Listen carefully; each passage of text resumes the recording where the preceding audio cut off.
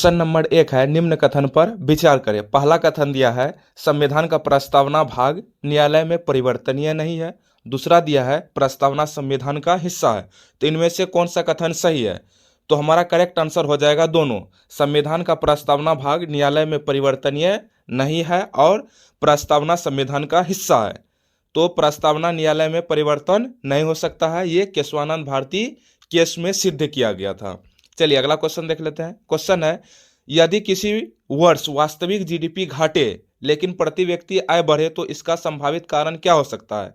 ए है जनसंख्या वृद्धि, बी है जनसंख्या में गिरावट, सी है मुद्रास्फीति और डी है निर्यात में वृद्धि।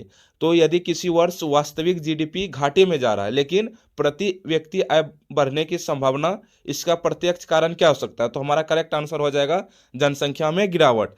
कुल उत्पादन घाटे पर जनसंख्या तेजी से घटे तो प्रति व्यक्ति आय बढ़ सकती है। चलिए अगला क्वेश्चन देख ले। क्वेश्चन है, समुद्री उष्मा तरंग मरीन हीट वेव का प्रत्यक्ष प्रभाव क्या हो सकता है? क्वेश्चन है, समुद्री उष्मा तरंग मरीन हीट वेव का प्रत्यक्ष प्रभाव क्या हो सकता है? ए है ज्वालामुखी विस्फोट, बी है प्रबल विरंजन, सी है भूकंप और डी है चक्रवात समाप्ति। तो समुद्री उष्मा तरंग मरीन हीट वेव का प्रत्यक्ष प्रभाव क्या हो सकता है? तो हमारा करेक्ट आंसर हो जाएगा प्रबल विरंजन, यानी बी हमारा करेक्ट हो जाएगा। चलिए अगला क्वेश्चन देखते हैं। क्वेश्चन है, निम्न में से कौन सा संघ सूची का विषय नहीं है? कह रहा है निम्न में से कौन सा संघ सूची का विषय नहीं है? ए है अंतर्राज्यीय व्यापार, बी है परमाणु ऊर्जा, सी है नागरिकता और डी है पुलिस। तो इनमें से कौन सा संघ सूची का विषय नहीं है? तो हमारा करेक्ट आंसर हो जाएगा पुलिस। पुलिस संघ सूची का नहीं बल्कि राज्य सूची का विषय है। अगला क्वेश्चन है, कह रहा है कोर मुद्रास्फीति में सामान्यतः क्या शामिल नहीं किया जाता है? कह रहा है कोर मुद्रास्फीति में सामान्यतः क्या शामिल नहीं किया जाता है? ए है खाद्य, बी है ईंधन, सी है दोनों और डी है सेवाएं। तो कोर मुद्रास्फीति में सामान्यतः क्या शामिल नहीं किया जाता है? तो हमारा करेक्ट आंसर हो जाएगा खाद्य और ईंधन, यानी सी हमारा करेक्ट हो जाएगा। कोर इन्फ्लेशन में खाद्य व ईंधन हटाए जाते हैं तो इसको शामिल नहीं किया जाएगा। चलिए अगला क्वेश्चन देख लेते हैं। कह रहा है यदि मानसून की ट्रफ हिमालय के निकट खिसक जाए तो सामान्यतः, क्वेश्चन है यदि मानसून की ट्रफ हिमालय के निकट खिसक जाए तो सामान्यतः यह है दक्षिण भारत में अधिक वर्षा, बी है उत्तर भारत में अधिक वर्षा, सी है पश्चिमी विक्षोभ बढ़े और डी है चक्रवात बढ़े। तो यदि मानसून की ट्रफ हिमालय के निकट खिसक जाए तो सामान्यतः क्या होगा? तो हमारा करेक्ट आंसर हो जाएगा उत्तर भारत में अधिक वर्षा, यानी बी हमारा करेक्ट हो जाएगा। ट्रफ उत्तर की ओर होने से गंगा के मैदान में अधिक वर्षा होती है। चलिए अगला देखते हैं क्या कर रहा है। कह रहा है निम्न कथन पर विचार कीजिए। पहला कथन है अध्यादेश संसद के कानून के समान क्या है प्रभाव रखता है। पहला कथन है अध्यादेश संसद के कानून के समान प्रभाव रखता है। दूसरा है अध्यादेश 6 सप्ताह के भीतर अनुमोदित न हो तो समाप्त हो जाता है। तो हमारा करेक्ट आंसर क्या हो जाएगा? तो हमारा करेक्ट आंसर हो जाएगा दोनों। अध्यादेश संसद के कानून के समान प्रभाव रखता है, पहला सही है, और अध्यादेश 6 सप्ताह के भीतर अनुमोदित न हो तो समाप्त हो जाता है, यानी दोनों सही है। चलिए अगला क्वेश्चन देख लेते हैं क्या कर रहा है। कह रहा राजकोषीय घाटा बढ़ने से क्या प्रभाव संभव है? क्वेश्चन है राजकोषीय घाटा बढ़ने से क्या प्रभाव संभव है? ए है सरकारी उधारी बढ़ेगी, बी है ब्याज दरें पर दबाव और तीन है निजी निवेश प्रभावित। तो राजकोषीय घाटा बढ़ने से क्या प्रभाव संभव है? तो हमारा करेक्ट आंसर हो जाएगा सरकारी उधारी बढ़ेगी, ब्याज दरों पर दबाव और निजी निवेश प्रभावित होगा, यानी सी हमारा करेक्ट हो जाएगा, यानी ये 1, 2 और 3 ये तीनों हमारा करेक्ट हो जाएगा।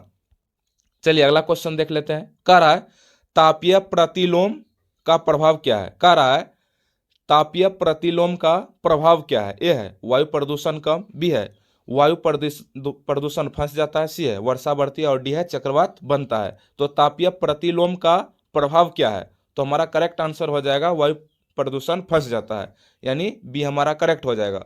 ठंडी हवा नीचे फंसने से वायु प्रदूषण नहीं होती है। चलिए अगला देखते हैं।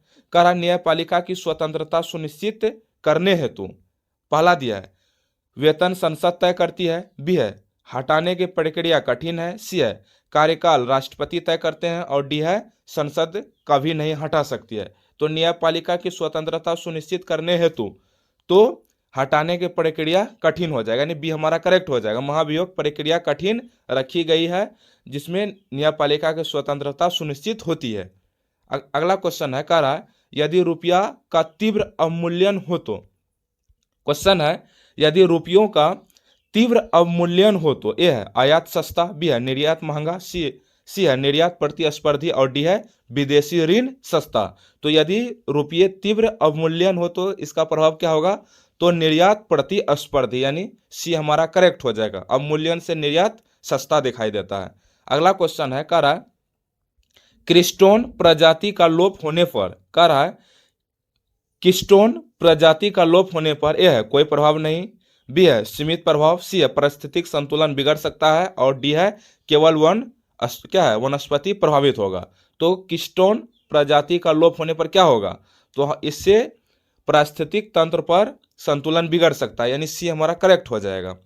अगला है संसद का संयुक्त सत्र का, कह रहा है संसद का संयुक्त सत्र कब बुलाया जाता है, ए है बजट पास ना हो, बी है दोनों सदनों में गतिरोध और सी है अविश्वास प्रस्ताव और डी है राष्ट्रपति निर्देश।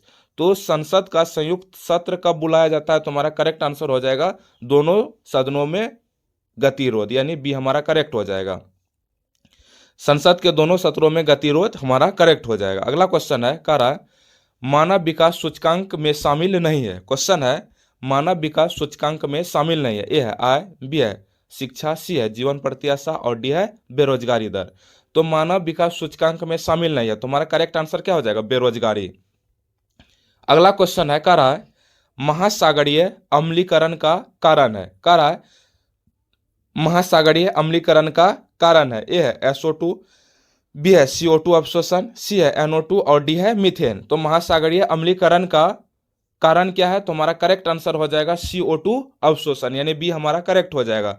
CO2 घुलकर कार्बोनिक अम्ल बनाता है। अगला क्वेश्चन है, कह रहा है मूल अधिकार निलंबित किए जा सकते हैं। क्वेश्चन है मूल अधिकार निलंबित किए जा सकते हैं, ए है हर आपातकाल में, बी है केवल राष्ट्रपति आपातकाल में, सी है कभी नहीं और डी है राष्ट्रपति शासन में। तो मूल अधिकार निलंबित किए जा सकते हैं, तो हमारा करेक्ट आंसर क्या हो जाएगा, तो हमारा करेक्ट आंसर हो जाएगा केवल राष्ट्रीय आपातकाल में, यानी बी हमारा करेक्ट हो जाएगा। आर्टिकल 359 ये सीमित रूप से क्या बोलेंगे, ये समाप्त हो जाते हैं।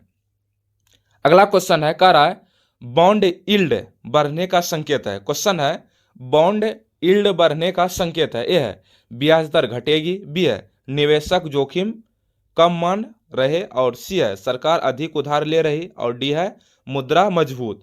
तो बॉन्ड यील्ड बढ़ने का संकेत है, तो हमारा करेक्ट आंसर हो जाएगा सरकार अधिक उधार ले रही है, यानी सी हमारा करेक्ट हो जाएगा। बॉन्ड यील्ड बढ़ने का संकेत क्या होता है, सरकार अधिक उधार ले रही है, उधारी अधिक बढ़ रही है, तो इसका मतलब हो गया बॉन्ड यील्ड बढ़ने का संकेत है। चलिए अगला क्वेश्चन देख लेते हैं। कह रहा है रेड डेटा बुक संबंधित है, कह रहा है रेड डेटा बुक संबंधित है, ए खनिज, बी है संकटग्रस्त प्रजाति, सी है जल संसाधन और डी है प्रदूषण। तो रेड डाटा बुक संबंधित है, किससे संबंधित है, तो संकटग्रस्त प्रजाति से, यानी बी हमारा करेक्ट हो जाएगा। अगला क्वेश्चन है, कह रहा है राज्यसभा की विशेषता है, कह रहा है राज्यसभा की क्या विशेषता है, ए है धन विधेयक आरंभ, बी है अस्थायी सदन, सी है अविश्वास प्रस्ताव और डी है प्रधानमंत्री चयन। तो राज्यसभा की विशेषता क्या हो जाएगा, तो ये हो जाएगा अस्थायी सदन, ये कभी भंग नहीं होता है और ये इसकी विशेषता है। चलिए अगला क्वेश्चन देख लेते हैं। क्वेश्चन है फ्लोटिंग एक्सचेंज रेट में, कह रहा है फ्लोटिंग एक्सचेंज रेट में ए है सरकार तय करती है, बी है बाजार तय करती है, सी है IMF तय करता है और डी है संसद तय करती है। तो फ्लोटिंग एक्सचेंज रेट कौन तय करता है, तो हमारा करेक्ट आंसर हो जाएगा बाजार तय करता है। फ्लोटिंग एक्सचेंज रेट कौन तय करता है, बाजार। मांग आपूर्ति निर्धारित बाजार के द्वारा होती है, तो इसलिए फ्लोटिंग एक्सचेंज रेट बाजार के द्वारा तय होता है। अगला क्वेश्चन है एल नीनो से भारत में सामान्यतः ए है मानसून मजबूत होता है, बी है मानसून कमजोर होता है, सी है शीत बढ़ती है और डी है हिमपात बढ़ता है। तो एल नीनो से भारत में सामान्यतः क्या होता है, तो मानसून कमजोर हो जाता है। एल नीनो से अक्सर भारत में मानसून कमजोर हो जाते हैं। अगला है 73 अमेंडमेंट एक्ट संबंधित है। क्वेश्चन है 73 अमेंडमेंट एक्ट संबंधित है, ए है नगर निकाय, बी है पंचायत, सी है आपातकाल और डी है मौलिक कर्तव्य। तो 73वां संशोधन किससे संबंधित है? तो हमारा करेक्ट आंसर हो जाएगा पंचायत से। पंचायत को संवैधानिक दर्जा 73वां संविधान संशोधन के द्वारा मिला था। अगला क्वेश्चन है, कह रहा है ग्रीन बॉन्ड का उपयोग, ए है रक्षा खर्च, बी है पर्यावरणीय परियोजना, सी है वेतन भुगतान और डी है चुनाव खर्च। तो ग्रीन बॉन्ड का उपयोग किस रूप में होता है? तो हमारा करेक्ट आंसर हो जाएगा पर्यावरणीय परियोजनाएं, यानी बी हमारा करेक्ट हो जाएगा। ग्रीन बॉन्ड का उपयोग कहाँ होता है? तो पर्यावरणीय परियोजना में इसका उपयोग होता है। अगला है जेट स्ट्रीम का प्रभाव, ये है मानसून पथ, बी है समुद्री लवणता, सी है ज्वालामुखी और डी है भूकंप। तो जेट स्ट्रीम का प्रभाव क्या होगा? तो जेट स्ट्रीम का प्रभाव हो जाएगा मानसून पथ, यानी बी हमारा करेक्ट हो जाएगा। चलिए अगला क्वेश्चन देख लेते हैं। क्वेश्चन है, कह रहा है यदि कोई कानून मूल संरचना का उल्लंघन करे तो, क्वेश्चन है यदि कोई कानून मूल संरचना का क्या है उल्लंघन करे तो, ए है स्वतः लागू, बी है राष्ट्रपति रोकेगी, सी है सर्वोच्च न्यायालय निरस्त कर सकता है और डी है संसद पुनः पारित करे। तो यदि कोई कानून मूल संरचना का उल्लंघन करता है तो क्या होगा? तो सर्वोच्च न्यायालय निरस्त कर सकता है, यानी सी हमारा करेक्ट हो जाएगा। न्यायिक समीक्षा के तहत निरस्तीकरण का संभव है और ये सर्वोच्च न्यायालय द्वारा संभव है। अगर ये वीडियो पसंद आया होगा तो चैनल को जरूर सब्सक्राइब कीजिएगा, अपने दोस्तों के साथ शेयर जरूर कीजिएगा, क्योंकि इस चैनल के माध्यम से आप यूपीएससी प्रीलिम्स 2026 के मोस्ट इंपॉर्टेंट क्वेश्चंस को कवर कर सकते हैं। वीडियो को लास्ट तक देखने के लिए आपका